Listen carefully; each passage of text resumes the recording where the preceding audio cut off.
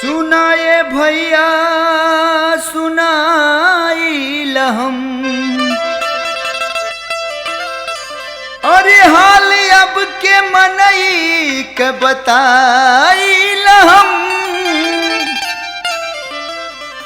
आज सब कामे में इतना रहत बिजी, अपना जिंदगी में खुद ही लियावे लगम।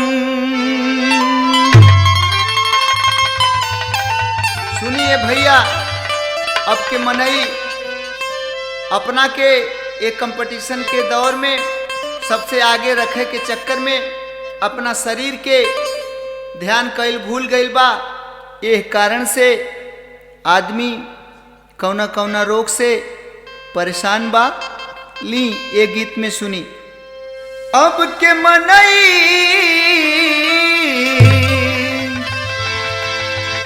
अब के मनई जियत बा दवाई से, चलत बा बेहाई से ना। अब के मनई जियत बा दवाई से, चलत बा बेहाई से ना।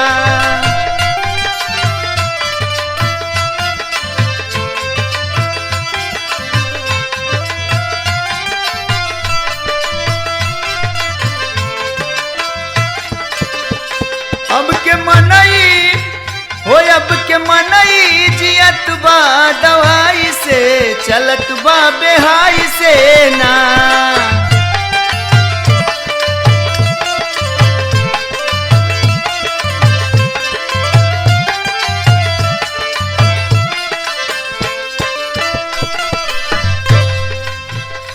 चाहे चुआ झरे बरसात मेल के बुखारे,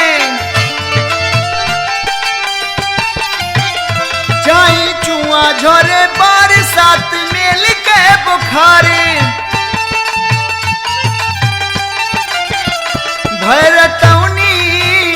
भैरतौनी परेशान समल बाई से, जियत बा दवाई से ना। अब के मनई जियत बा दवाई से, चलत बा बेहाई से ना।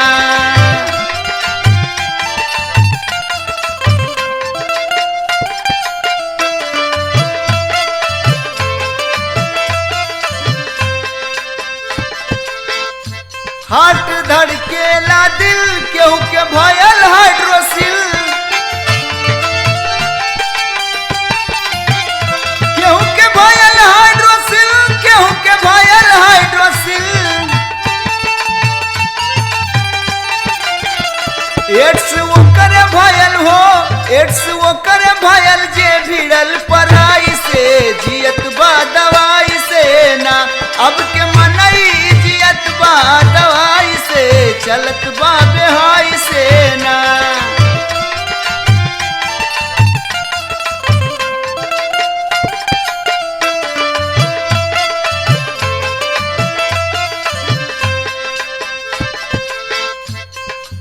केहू के मुंह से गिरे गाज, केहू के भयल खुजली खाजे,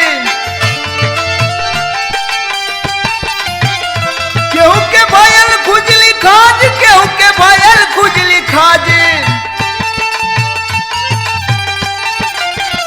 केहू के मिर्गी आवे, केहू के मिर्गी आवे जाए ना ओझाई से, जियत बा दवाई से ना। अब के मनई जियत बा दवाई से, चलत बा बेहाई से ना।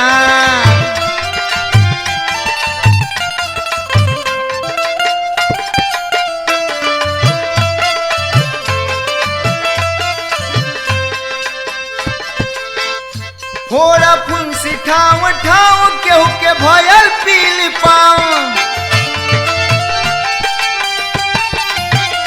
केहू के भयल पील पाँव, केहू के भयल पील पाँव। केहू परेशान हुए, केहू परेशान हुए अपनी मोटाई से, जियत बा दवाई से ना। अब के मनई जियत बा दवाई से, से चलत बा बेहाई से ना।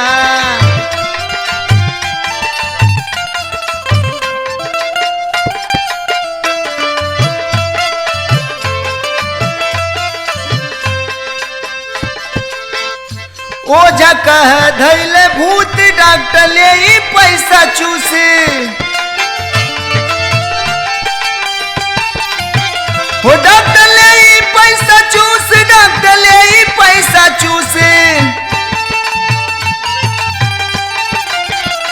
कितना रोग होला, कितना रोग होला अपनी लापरवाही से, जियत बा दवाई से ना। अब के मनई जियत बा दवाई से चलत बा बेहाई से।